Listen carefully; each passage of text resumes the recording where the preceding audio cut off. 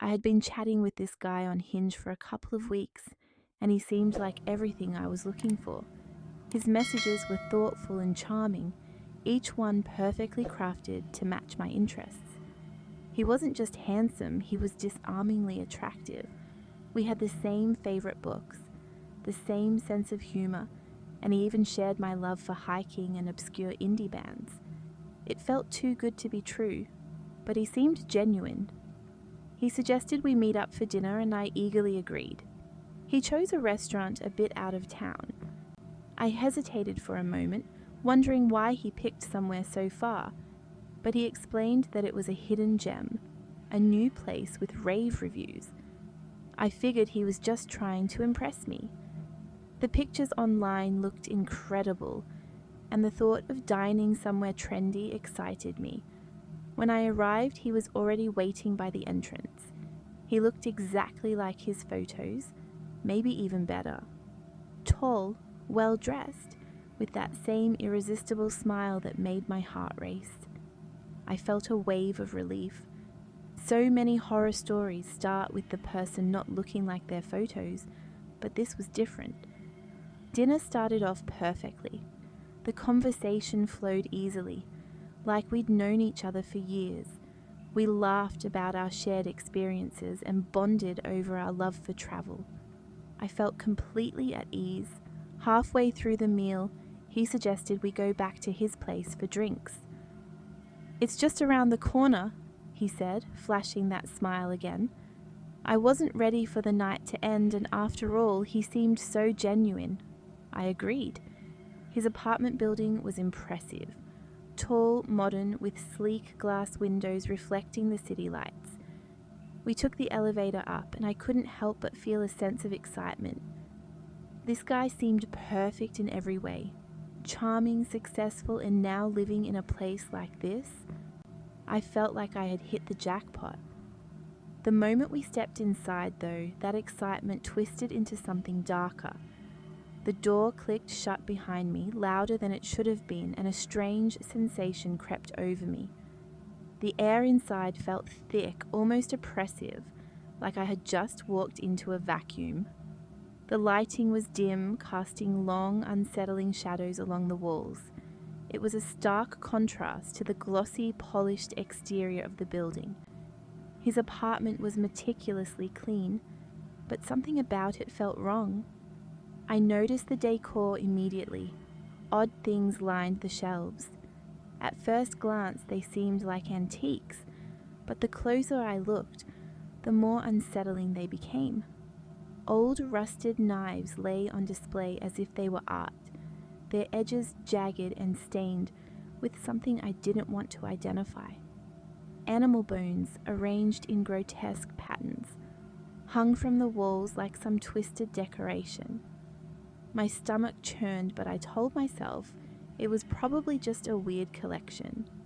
Some people were into strange things, right? But then I saw the photographs. They were tucked in between the oddities on the shelves, old black and white photos of women. Their faces were gaunt, their eyes hollow, and their expressions vacant. There was something disturbingly lifeless about them. A shiver ran down my spine as I stared at their faces, trying to understand why he would have pictures of women he didn't know. At least I hoped he didn't know them. I turned to ask him about it, but the moment I looked at him, my breath caught in my throat. His entire demeanor had shifted. The warm, charming guy I had spent the evening with was gone, replaced by something far more sinister.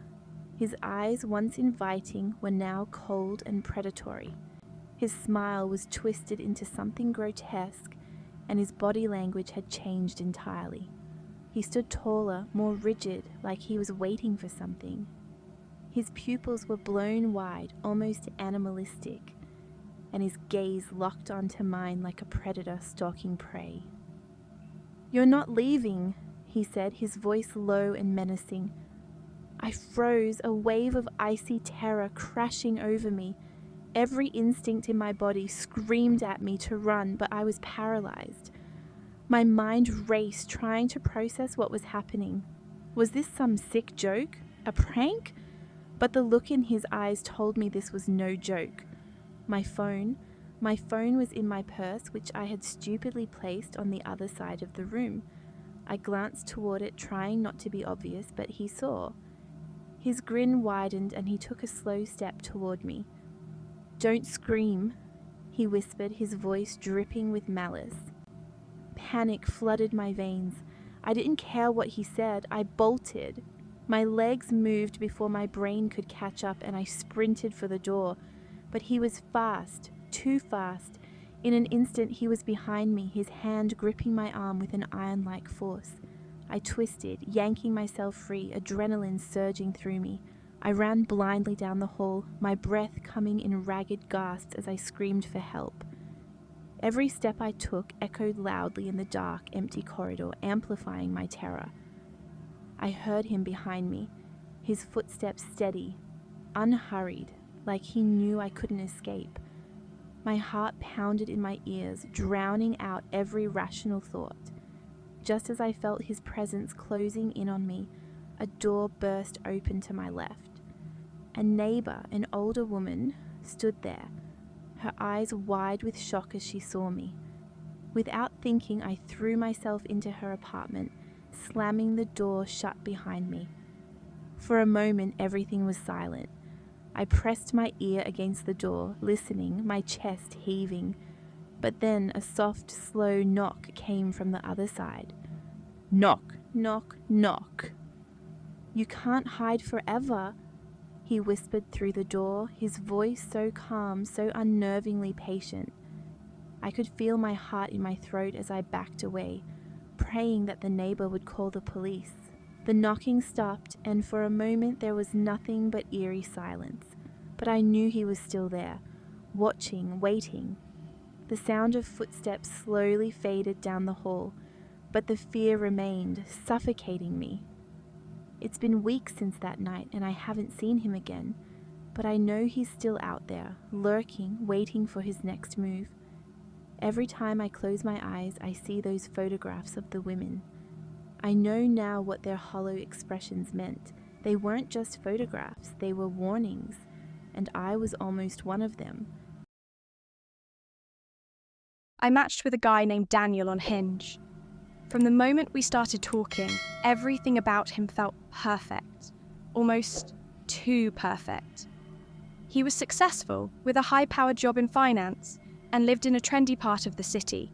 He was kind and thoughtful, always asking me how my day was, or sharing funny little anecdotes about his life that made him seem all the more relatable. We had the same taste in music, loved the same obscure movies, and even had matching interests in weekend hiking trips and coffee shop hunting.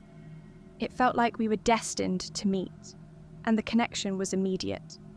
For weeks, we texted every day. It wasn't just surface-level conversations either.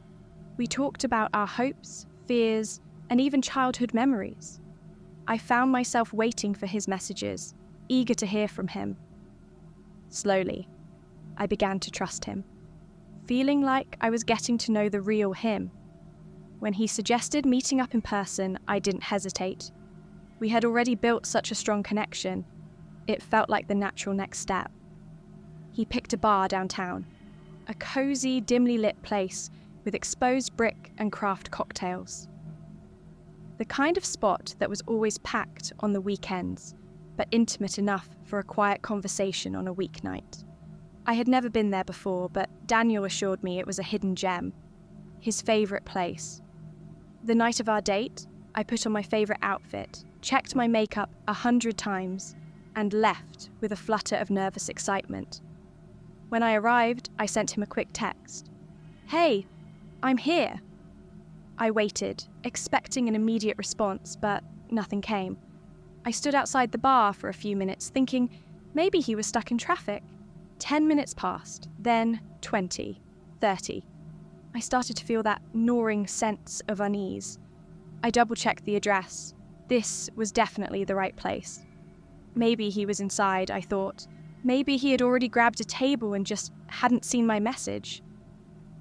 I walked in and headed to the bar. The room was dimly lit, with flickering candlelight, casting strange shadows along the exposed brick walls. A few couples were huddled in quiet corners, their hushed conversations blending into the low hum of music. I asked the bartender if anyone had reserved a table for two under the name Daniel. She looked at me, her expression a mix of confusion and mild amusement, and shook her head. "Haven't seen anyone matching that description tonight," she said. Feeling a bit embarrassed, I smiled and sat down at the bar anyway. Maybe he was just running late. Maybe there was a reasonable explanation. An hour passed, then another. Still no word. I stared at my phone, the screen glowing back at me with the empty thread of our conversation. My frustration grew, but so did a sense of creeping unease. Why hadn't he responded? Where was he? I decided to call him, dialing his number with shaky fingers, but it went straight to voicemail. "Hi, this is Daniel. I can't come to the phone right now." That same familiar voice I'd heard before, but it did nothing to ease my growing discomfort. I opened our chat on Hinge, scrolling through our messages, trying to find some clue, some explanation for this strange behaviour. But what I saw next made my blood run cold. Every single message he had sent was gone, erased. His profile, the one I had gotten to know so well, was gone too, vanished without a trace, as if he had never existed. I stared at my screen, blinking hard, trying to make sense of what was happening. I dialed his number again, this time more urgently, but instead of his voicemail, I was met with a cold, robotic voice. "The number you have dialed is no longer in service." I felt a wave of nausea roll over me. My heart raced, and the room around me seemed to spin. Who was this person? Had I been talking to someone who didn't even exist?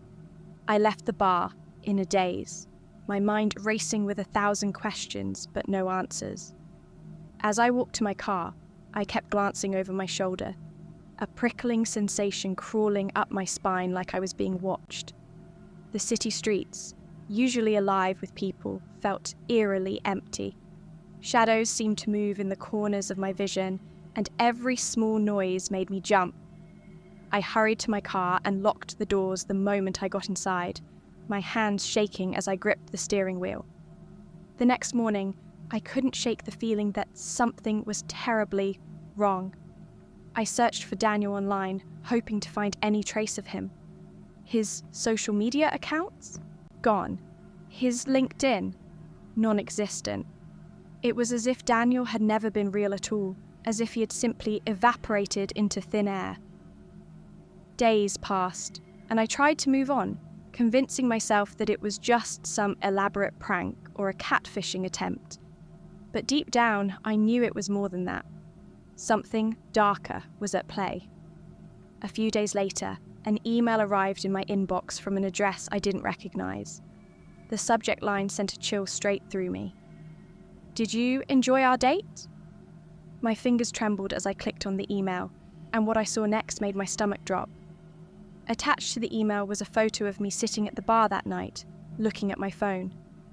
It had been taken from outside, across the street. I stared at the image, my heart hammering in my chest. The angle, the timing, it was clear someone had been watching me. But that wasn't the worst part.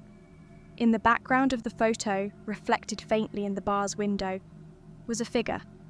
A man standing across the street, watching. I zoomed in on the reflection, trying to make out the details, but it was blurry, distorted. Yet I could feel his eyes on me, even through the photograph. Panicked, I immediately blocked the email, deleted my Hinge account, and changed my phone number. But it didn't help. That night, I woke up to the sound of my phone buzzing on the nightstand. Groggy and disoriented, I glanced at the screen, and my heart stopped. It was a text from an unknown number. "I enjoyed our date. Let's do it again soon." I threw the phone across the room, my heart pounding. The darkness of my bedroom suddenly felt oppressive, as if the walls were closing in on me. Every sound in the house, every creak of the floorboards, made my skin crawl. I knew I wasn't alone. For weeks, the messages continued. I received texts from unknown numbers, emails from addresses I didn't recognize. They all said the same thing. Let's do it again soon. But that wasn't the worst part.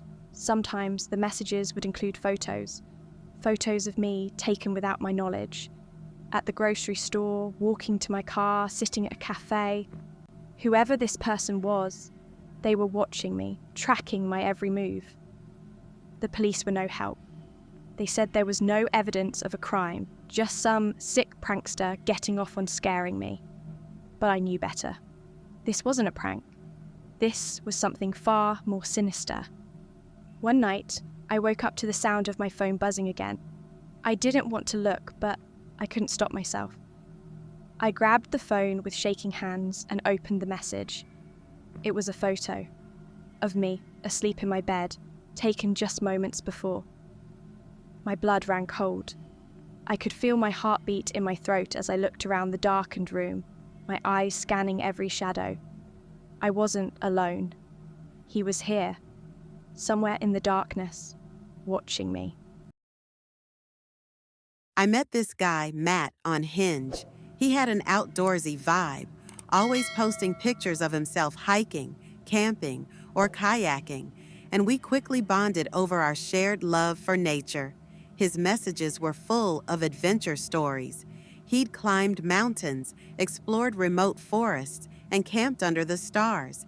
There was something magnetic about him, and before long, we were texting every day, sharing our favorite trails, survival tips, and daydreaming about future hikes together.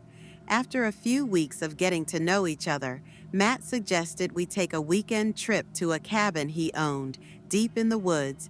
He described it as a secluded escape, nestled in the heart of a forest where the trees were ancient and the air was fresh.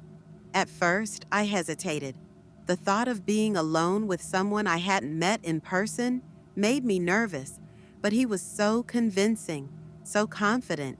He painted a picture of tranquility, of campfires and starlit skies, of hiking trails untouched by anyone else.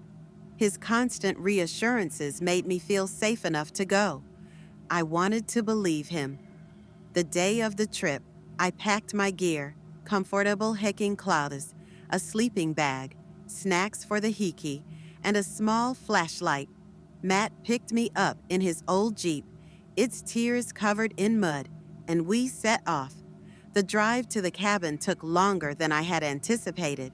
At first, we cruised along well-paved roads, chatting about our favorite national parks and places we wanted to explore together. But soon, the smooth asphalt gave way to gravel and then to narrow dirt paths that seemed to stretch on endlessly. The trees became denser, the sky darker, and an unsettling feeling began to creep over me. By the time we arrived, dusk had already fallen. The cabin was hidden in the woods, surrounded by towering trees that blocked out what little light remained. It looked like it had been abandoned for years, small, old, and weathered by the elements. A thin layer of moss covered the walls, and the windows were dirty, barely letting any light through. I got out of the car and looked around, expecting to see signs of other hikers or campers, but there was nothing, no one. The only sounds were the rustling of leaves and the distant call of a bird. No cell signal, no signs of civilization, just us and the trees. Matt seemed excited, almost giddy, but there was something different about him now. The friendly, easygoing guy I had been texting for weeks felt distant, his energy darker, his smile strained. His eyes, once warm and inviting, had a coldness to them. I noticed how his gaze lingered on me, his eyes glinting in the fading light like a predator sizing up its prey. There was something unnerving about it, but I pushed the thought aside, chalking it up to nerves from the isolation. We settled in, lit a fire in the cabin's small, dilapidated fireplace, and cooked some food Matt had brought with him. The first night passed quietly enough, though I had trouble sleeping. I couldn't shake the feeling of being watched, even though the windows were boarded up and the night outside was pitch black. The creaks and groans of the old cabin played tricks on my mind, and I found myself waking up at every little noise. The next day, Matt suggested we go for a hike. I agreed, trying to shake off the unease from the night before. As we walked deeper into the woods, the trees seemed to close in around us, their branches twisted and gnarled like ancient skeletal hands reaching toward the sky. Matt was unusually quiet at first, his eyes darting around as if he was listening for something. Then he started telling me stories about the area, about people who had gone missing in these woods.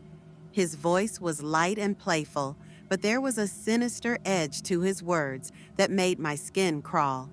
He spoke of hikers who had disappeared without a trace, of search parties that had found nothing but the occasional torn piece of clothing or a single hiking boot, abandoned on a trail.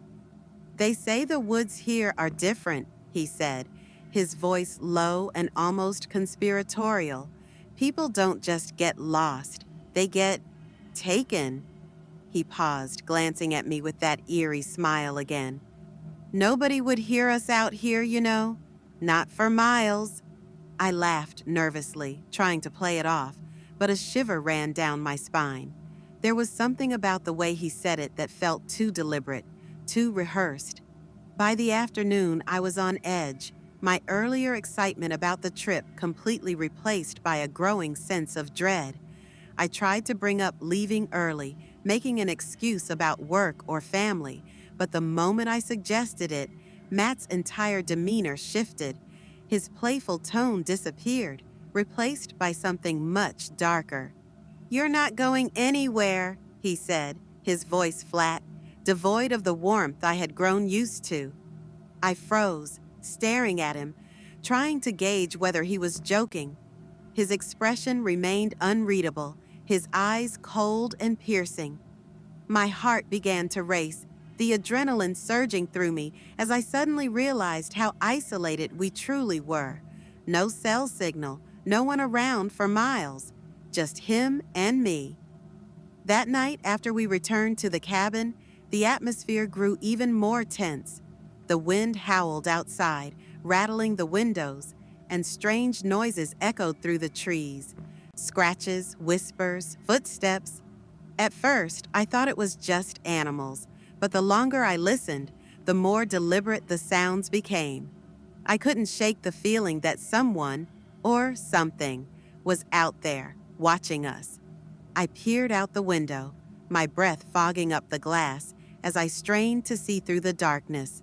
That's when I saw it, a shadowy figure moving between the trees, too tall and too fast to be an animal.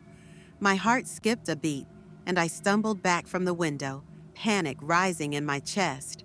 I turned to tell Matt, but he was already standing behind me, his face inches from mine, watching me with that same eerie smile. His eyes gleamed with something unrecognizable, something terrifying. "They come out at night," he whispered, his breath cold against my skin. I didn't wait to hear more. I bolted for the door, my mind racing with fear. I grabbed my keys and ran to my car, but when I got there, I froze. The tires, every single one, had been slashed.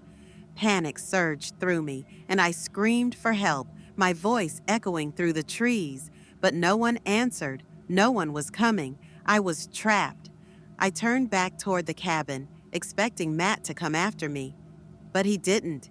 He just stood on the porch, watching me with that same unsettling smile, his arms crossed over his chest like he was waiting for something. "Go ahead," he said, his voice calm. "Scream all you want. Nobody will hear you." Tears streamed down my face as I frantically looked around for a way out. That's when I saw movement in the distance, a figure emerging from the trees, moving closer. I screamed again, hoping it was a passerby, someone who could help me. But as the figure drew nearer, I realized it wasn't just one person. It was several. Shadows, human figures, moving through the trees in perfect silence, their eyes glowing faintly in the darkness. They were coming for me. I don't know how, but I managed to run. I ran through the woods, my legs burning, my breath ragged, until I stumbled upon a passing hiker. I must have looked insane, screaming incoherently about Matt and the cabin, but he helped me. He led me to safety, and we called the police. When they arrived, I told them everything. I led them back to where the cabin should have been, but when we got there, the space was empty. There was no cabin, no slashed tires, no Matt. The clearing was undisturbed, as if no one had ever been there. To this day, I still don't know if Matt was real, or if something far darker had lured me to those woods. But sometimes, late at night, I still hear his voice in my head, whispering, "They come out at night."